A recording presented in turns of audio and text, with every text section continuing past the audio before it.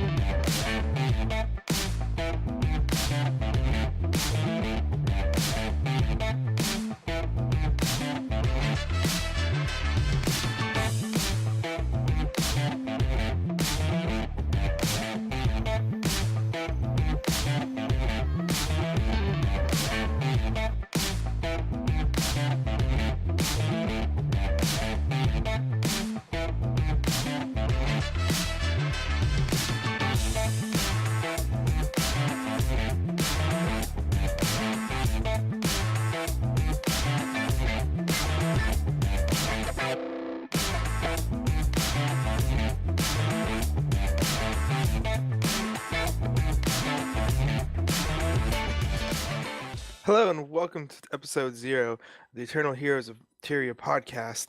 I'll be your main host, Dagnis, for tonight's show. Many of us you've no doubt never heard of, but introductions, well, we're going to do them.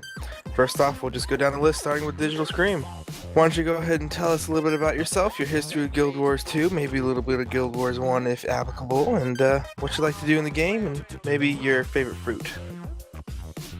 My gamer tag's Digital Scream, Starbucks my character. I do a lot of PvE. I've been playing since the beta. And yeah, I know a lot about PvE really. That's my main focus. My favorite fruit is lettuce. Hi, my name is Grimm. Gamer tag is Grimm. My main character is Grimm, but it's spelled Gri space MM. It's weird, I know.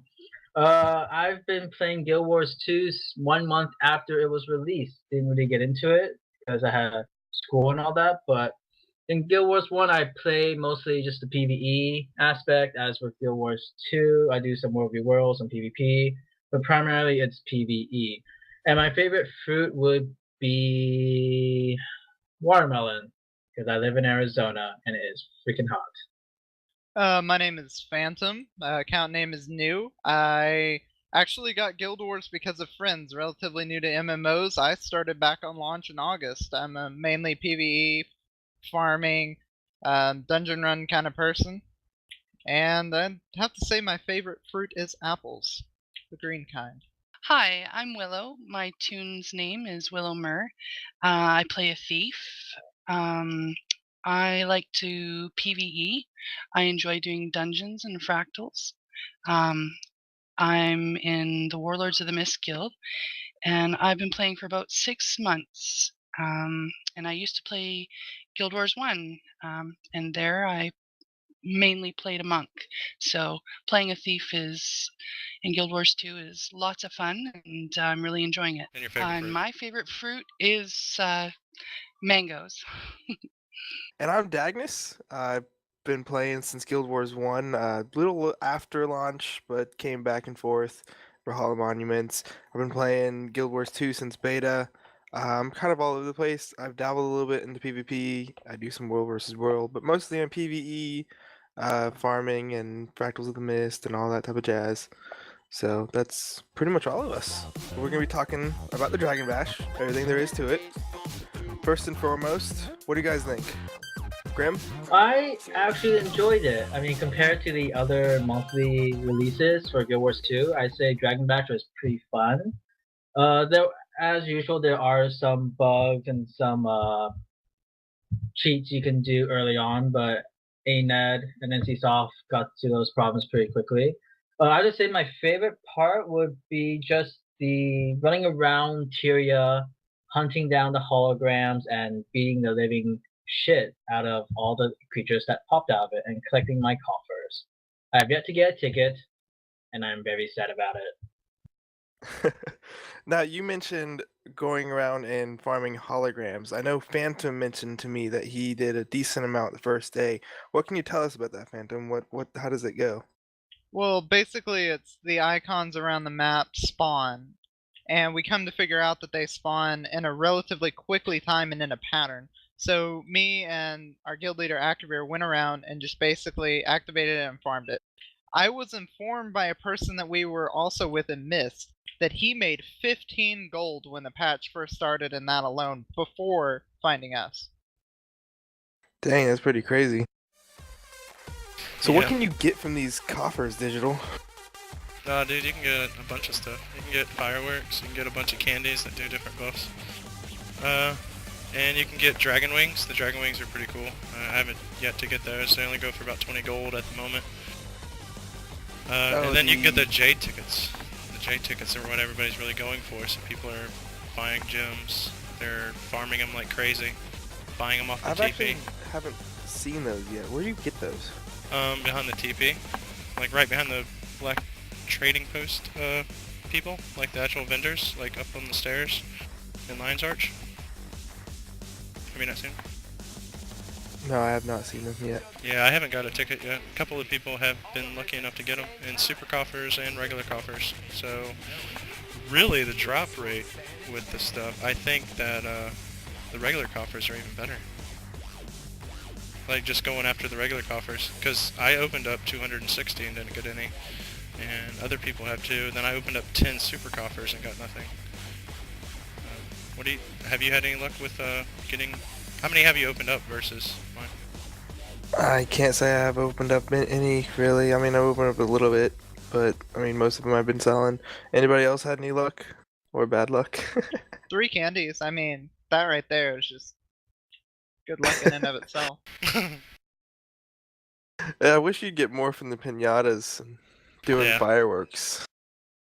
Yeah, for the pinatas, it's kind of fun just running around the major cities and hunting them down. But yeah, I wish that they gave out like at least maybe 2 to 5 taffies, because it's like, I know if you run around, if you want to get the achievement, it's not that hard to get the achievement for eating the taffy if you do the holograms. But if you don't know about that and you're hunting down the pinatas, it's kind of tedious. You have to run around bashing 250 of them just to get that achievement. But I wish they gave a little more taffy just to help out the players. Yeah, the one thing I really hated about the hollow farming is the fact that everybody else was getting there before you did, and then it would you would get there late and not get any chests from it, and then you'd be like, oh no. I think it promotes bad farming etiquette, just because you want to wait for people, but they come up in random spots, so I didn't really like the farming method behind it, but at least you get a decent farm out of coffers versus enemies that you kill. They're relatively easy before the patch.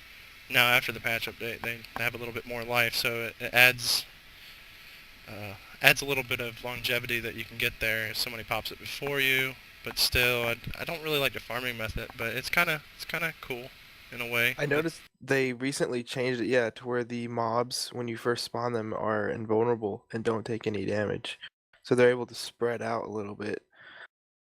And then that allows more people to join, which is always good, so... And the deflation in the price of coffers, too, that makes it a little bit less worth it at the beginning of the event.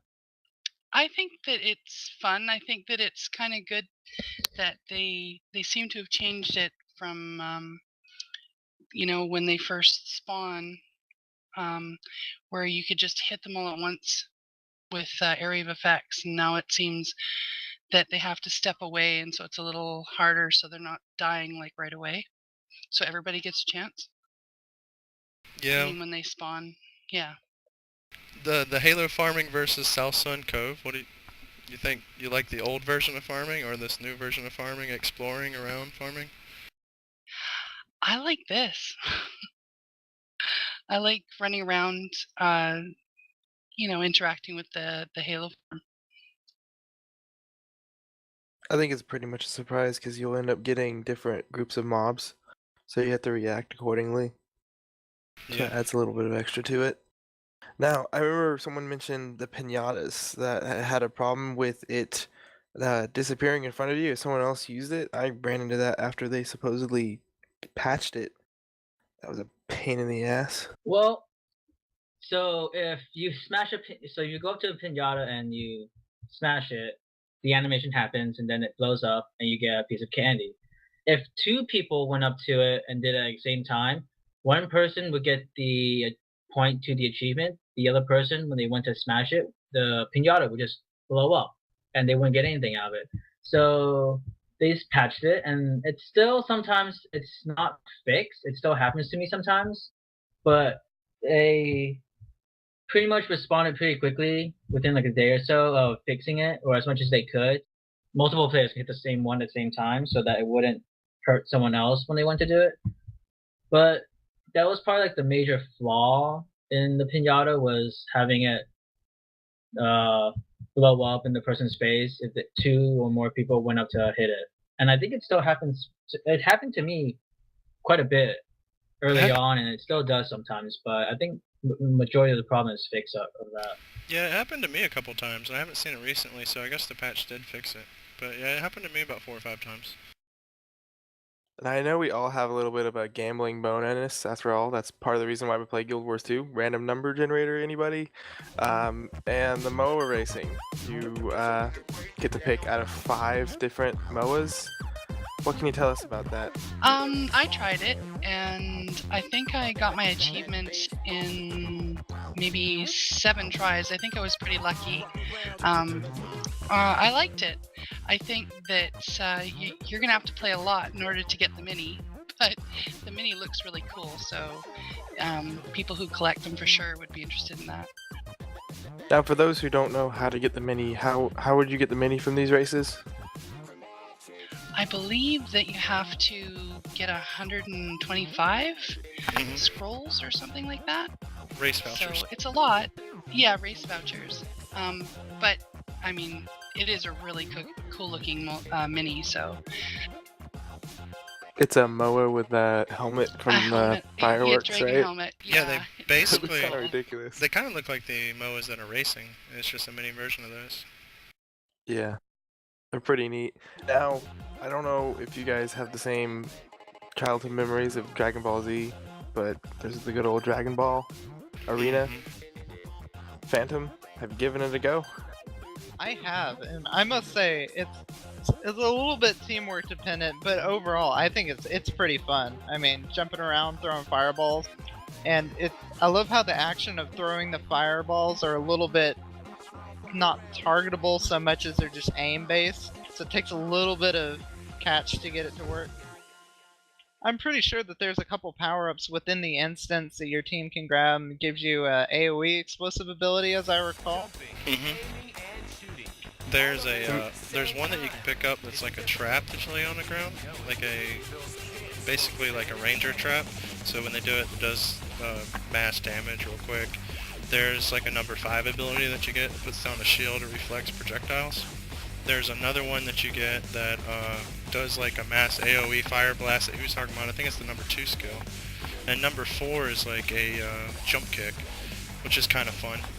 And then you can upgrade the number 1 into a more powerful shot. And then there's little power-ups that you can get that's stealthy at the top, and then down at the bottom, instead of doing 10 damage, I think you do, or 15 damage you do 60 or something, so it takes 2 shots to kill somebody. That's what most people go for.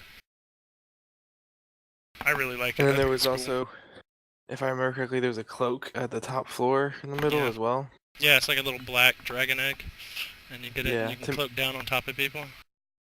It certainly felt like, if I had to describe it like any other game, like an auto-aiming third-person shooter. Because you got your basic shot, your grenade, your mine. Yeah. Yeah, you got a nice chunk of defense it. shield. The number 5 AoE is probably the best because most people aren't used to that effect. So when they throw it down, you basically reflect projectiles. So everything they throw at you hits them back, and then you get to throw stuff at them equally. So it's like 2 seconds they're dead. It's a pretty fun game. It's team deathmatch, 5 versus 5, right? 6 versus 6, something like that. And first team to 500 wins. Because I'm an achievement whore, I've gone for all 20 victories. Has anybody else been that voted? Yeah, I got Yeah, mine today. Yeah. I got mine earlier today, actually. Sorry. Yeah, same here. I got mine earlier as well. But like I enjoyed it, but it was very I okay, so like I enjoy like the aspects of like teamwork and like PvP aspects. But for the Dragon Ball, like what I really didn't like about it was how like sometimes you would get like a player who would just AFK the entire match. So that was Yeah. like my only major flaw was that it was sometimes turned into a 4v5 or a Because that kicked him out into 3v5. the arena, right? And made him an easy Yeah, kill. I mean, yeah, and it was I mean it was still fun, but it was a lot harder, and it was very. I mean, like it just didn't feel like a real team kind of sport since you had like one or two people that would just be AFK the entire time. It was And all about really numbers. bad. Yeah, Zerkin. Outnumber your opponents. Yep. AKA out firepower them. Also that, but you know, if the enemy's opponents were a little bit more skilled or anything, then they could easily overtake your team. Yeah, whenever I see my teammates, I just hug near them and kind of like group up, and then hopefully the rest of the team will do the same thing. And when we have a coordinated team that's staying together, at least 4 or 3 of us, we win. And that's what it's all about. And some teams do it better off the fly, instead of having somebody tell them. And some teams, they just don't cooperate. They just, I don't know, they just get on for the first time that day, and then something comes up, they AFK, one person's not helping. So a lot of the fights have been really one-sided, but it's generally fun. It's just the lack of cooperation, like the normal PvP tourney style that everybody likes. I ended up just staying in the tubes on the side, and because there was a little bit of health in there. I think once you memorize kind of, because it's always the same, right? Mhm. Where all the power-ups are and stuff, the skills you can get. So once I memorized where everything was and where all the health was located, it made it much easier to just get in there, get all the skills, and could like pick up all the skill balls and just know where the health is. And so if you start going down, you just go catch your health up. And I think that what Starbucks said is it's good to stick to your teammates if you can, and it's really fun. Like you just whip around in there, and oh, it's just lots of fun. What do you guys think about the Jade Weapons? Like, a lot of people are racing to get those, open up tons of coffers. They've been doing the Halo farming, which, if you don't know, is the thing where you go out in the real PvE areas and get all the Halos to pop up. You kill them, you get coffers, and you can farm like 30 an hour up to close to 100 every 2 hours. I mean, what do you think about the Jade Weapons? What's your favorite Jade Weapons, and have you gotten a ticket, Dagnis? I haven't even looked at them until you mentioned just earlier in the podcast where they were. I haven't looked at them. I was unaware that that's where they were. I thought it was one of those type of ticket things where it was like Flame and Frost, where you use the ticket and the vendor's like, "Yo, what's up?" And you're just like, "Hey, here's my ticket. Take it." Yeah, I think I thought they're it was really gonna be cool. like that. I like the shield a lot. What do you think, Grimm? Yeah, I really enjoy the shield. It's just like I don't know the size comparison to like the other shields because I play in Asura and everything on Asura is tiny. But like just looking at the shield, it's really amazing how they just took a shield and stuck a dragon to it, and it looks so nice. Looks very cool, and I pretty much want the shield if I ever get the ticket. And I mean, like I have other shields, but that shield looks really nice, and I'm a huge fan of the staff and axe because they look amazing. I like the sword. I think it looks pretty skookum, you know. And the great sword. Wow, it's awesome. I really like the designs. Now you make it. Yeah. Now you guys are making me really want to rush over there and find out what they look like. You Yeah, should. they're pretty cool. They're definitely, the axe is really cool, the shield is really cool, and the sword and the great sword are really cool. Like they just have that dragon adapted thing that's really cool. I have not had the luck to get a ticket yet, but I have stopped by and looked at them. Mainly the rifle, because I don't have a very good rifle that I like. What do you think about the drop rate of the coffers? I mean, it sounds like nobody's gotten these. these Jade tickets. I mean, like, is the drop rate for the coffers a little low, or do you think for the guild getting them, do you think they're the right drop rate? Well, it's really in the terms of how you think about the game, because if you think about it from a Guild Wars point of view, precursor drop rate is extremely low. What is it? I think the average is about 200 to 300 rares for a precursor. I mean, the RNG goddess does not like this game very highly, so I No. think in terms of RNG, it's right on the money for that. But in terms of practicality, I think it's a little bit low. We can test it right now. I've got like 110 of these coffers. I can open up and see if I actually get anything. Okay, I'm looking at it right now. I just want to say I totally want that rifle. That looks sick. Yeah, the blunderbuss. Oh yes. It's a ginormous dragon. Yeah. And it's like, come on, you know you want to shoot fire out of me. That's pretty The cool. Predator Okay. also has that nice effect, just saying. Yeah, the shield is really cool. It's probably one of my favorites. I like the shield a lot. The staff looks pretty wicked too. I have to agree with Willow on her two favorite. Yeah, the As staff am is I. pretty I headed over there. Yeah, I haven't gotten a ticket either, so I'm like itching. Yeah. I'm gonna farm some coffers and see if I can get myself a ticket. But it does seem like a pretty low drop rate to Yeah. me too. I think for those of people who've actually gotten a ticket, I think they pulled a very old Willy Wonka and just ran to the bank screaming, "I've got a golden ticket." Oh my goodness, yes.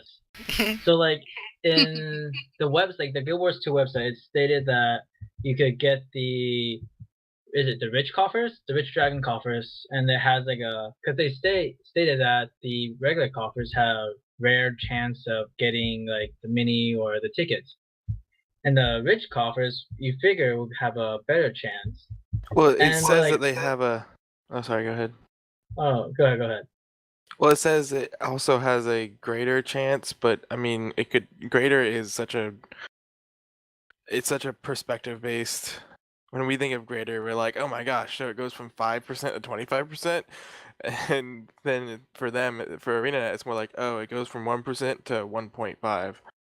Yeah, and that's where Who knows? RNG comes in. It's just like RNG for this game. It's sometimes it's good, sometimes it's bad. Mostly it's bad, and it's just like you figure because like when I thought so, I was like, oh, rich coffers. I mean, I could get like because I spent oh my goodness, I think $200 getting rich coffers, just so I could just to see what I could get out of it, and pretty much it's the same thing as the regular coffers. And I wish that they would give us like a percentage of like what the chances are of getting the tickets were compared to the rich and the not in the regular coffers, just so as the players we can get an idea of, oh, so with like 100 regular coffers I have, let's say 1% chance, and a rich coffer I might have 5% or something like that. I just opened up 110 of those coffers and didn't get anything good. So that's the drop rate right there. Not really getting any. It could easily be transition. Okay, transition coming soon. What? Okay, that works. So what did you guys think of the visuals, like, of Lion's Arch with all the dragons and the cardboard cutouts around Lion's Arch and the Mystic Forge? Like, what's your favorite part of it? I'd have Dagnis. to say the Forge. Or Phantom. Sorry. Yeah. Definitely the Forge. I would say it's the hodgepodge of various world religions. I mean, in holidays, we've got like candy from Halloween. We've got Irish music. We've got Chinese-looking dragon skins. We've got, oh gosh, I don't know, just a couple other things. It's like, whoa, what's going on here? I love the I little think visuals on the sidewalks and stuff of the dragon heads and stuff breathing smoke out through their nostrils. That's a nice little touch in the spray painting on the bridges and stuff. I think the best part has to be the Mystic Forge, because you go there and the dragon is breathing fire out from his mouth into the forge, and it's getting sucked up through his tail, and you can see it going around his tail back and through. And I think it's a wonderful addition, not to mention the paint around the Mystic Forge. It really goes together well. Yeah. I Oh, hope like they all the, sorry. The fire. the little sun fire beam that they have going around the Mystic Forge. Yes. And I you can like dance the- in the middle of it. My favorite ritual every night is to eat a bunch of candy and puke inside the forge. It's kind of became a new thing for me. Oh, lovely. Just because I'm getting revenge on it all the times that it didn't give me my precursor. Puke in the toilet. Why not, right? I'm doing it now. Perfect. Into the mystic toilet. Puke into it. I like the also the big dragon targets with a bunch of arrows that are hitting the targets of like each of the dragons, which kind of brings me to a weird kind of future kind of question. One of these dragons most certainly does not look like any of the others, and that would definitely be the blue one over by the Mystic Forge. Blue one. And there's a blue one over by the Mystic Forge that doesn't look like any dragon we've seen so far, unless he's supposed to be Zaitan. But I would assume he's just going to be one of the other ones we may fight eventually. Oh, in the northwest of the forge, like right by Miana, and right underneath the Right Dragon Ball where- people. Exactly, right there. Yeah, I'm looking. Well, at it that now. could be alluding to the undersea dragon that many people have been wondering about. And, I mean, like, or it could just be ArenaNet trolling us. I mean, I really can't decide. It's just, yeah, it's a lot different from the rest of the dragons, and it looks so much different too. So who knows what it's gonna be? Is that the Jade Maw claw? The claw of Jade Maw? What? Jornak? Yeah, see, not we got, Jornak. I mean, if you look at the bank, you got that orange one there that's kind of like Tequatl. Tequatl. And then we got this purple one that's kind of like Shatter, and I would think Jormag maybe is that blue one. I don't know, that Oh, looks yeah, different maybe. though. It looks different, I don't know. Maybe that's something Uh, people can leave in comments down below. What do you think that dragon is? You know? I think that's a good idea for questions for our listeners. Tell us what you think that blue dragon is. Which one? And if you guys have noticed any other weird little hints in Lion's Arch. In the upcoming weeks, we'll of course have another podcast coming up, and it will be covering the end of Dragon Bash and what we think is to come, along with maybe some World versus World. Also, one more thing I'd like to note before we shut off for the night. There is a an ANET employee who posts in the forums, and he talks about the statues that he makes for the game. And I just like to note that the statue he made is very good in the middle of Lion's Art. Where is that at? I'll go. It's Go to it's it right now. up from the Mystic Forge, and it's like before Fort Mariner, before the bridge. And he was very upset when the ANET team decided to destroy his statue for the Karka, the Oh, the original lion. Karka event. Oh, Yeah, the okay. lion. It's been replaced by a dragon statue. Yeah. He was very upset when Temporarily. they decided to destroy it temporarily. Oh, okay. I I'm see not what sure you're if saying. he's made this one, but I just Oh, thought yeah. it's interesting. What about the giant dragon? What do you think about that? Is that kind of cool or what? I love that. The giant dragon flying around Lion's Arch? He's very missable, amazingly enough. Like I don't know, he's just kind of just like, yeah, there's a dragon. I've seen him kill Shatter so many times. Whatever. Oh look, that's him flying by, and that's like the only time you really notice him. Otherwise, like most of the time, you're just looking down, not looking at the sky, not paying attention to that. I'm always looking at the So- fireworks as I run by. Yeah, Oh, I really that's- wish Go ahead. like later on into this month, I really hope that ANET adds something else to Dragon Bash, because there's only like so much you can do the opening week, especially when they limited like the achievements we could get and the stuff we could do. So I'm really hoping that they at least add some new stuff or maybe some new content, just to enrich the players and just to bring them into it more. Well, you know that they're bringing in a little bit of a story element because there's a group of NPCs over near the main center of Lion's Arch that are all named that you can talk to, and they're like, "Ah, this Dragon Bash is stupid. We should never be doing this. These leaders are being retarded." Rah. So it's like, oh snap, there's gonna be some stuff going on here. And then if you look at the achievements, there's some indication of The future story instances to come. Yeah. Yeah, I saw but that. we'll have to wait for that. And that'll be what we'll be talking about next week with those story instances for the Dragon Bash. I hope you all have a wonderful couple of weeks. We'll see you next episode. And this is Digital Scream saying see ya, and cheers to the Berry Junkies. This is Grimm, and all to the necros out there. Keep the conditions on, or otherwise nothing dies. Phantom signing out. I just want to let you warriors know, keep pressing 2 or nothing's gonna die. This is Willow, hiding in shadows till next week. See you then. And this has been Dagnis. Engineers, don't forget to pick up your turrets. Perfect. Cool.